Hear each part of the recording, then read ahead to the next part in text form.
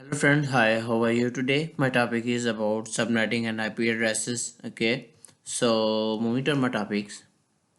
The subnetting process. In order to create an IP subnet, host bits are changed to network bits. This is often called borrowing bits. It is also often referred to as taking host bits and giving them to the network by borrowing host bits, and more IP subnets are created, but each subnet can support fewer hosts. To change a host bit to a network bit, the subnet mask must be changed.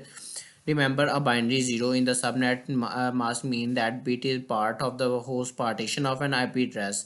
A binary 1 in the subnet must mean that bit is the part of the network portion of an IP address. So, to change a bit from host bit to a network bit, the binary value of the bit must be changed from 0 to 1 in the subnet mask. When calculating subnets, the following processes should be used. Each step of the process will describe in detail later in this paper.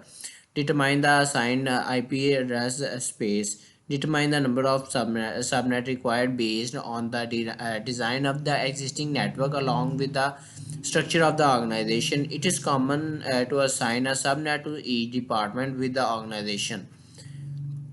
Based on the class of the IP address space and the net number of the required subnet, determine how many host bits need to be borrowed. Also determine how many hosts each subnet can support.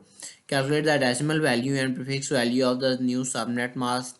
Apply the subnet mask to the assigned IP address space to calculate the network's address of the new possible subnets. The broadcast address for each possible subnet and the range of usable IP addresses in each possible subnet. Assign IP addresses to all devices including router interface data connected to the subnet. Formulas for the cabinet calculation. There are several formulas and rules used to calculate subnets.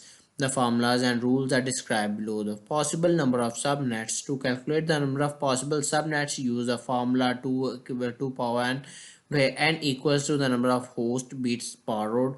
For example, if there three host bits are borrowed, then n is equal to 3 dot 2 2 is power 3 is equal to 8. So 8 subnets are possible if 3 hosts or bits are borrowed. The table below lists the power of 2.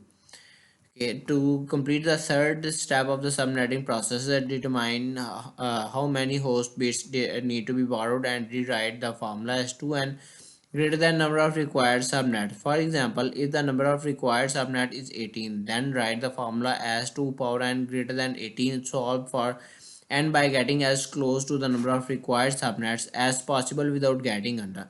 In this example, n is equal to 5, 2 power 5 is equal to 32. This means that to create at least 18 subnets, 5 host bits must be borrowed. Okay. uh, Possible number of hosts per subnet. To calculate the number of possible hosts per subnet, use the formula 2 power h minus 2, where h equal to the number of host bits. The reason two addresses must be subtracted is because of the network address and the broadcast address. There are two ways to determine the number of host bits. Determine the number of remaining host bits based on the class of the address and the number of host bits it borrowed.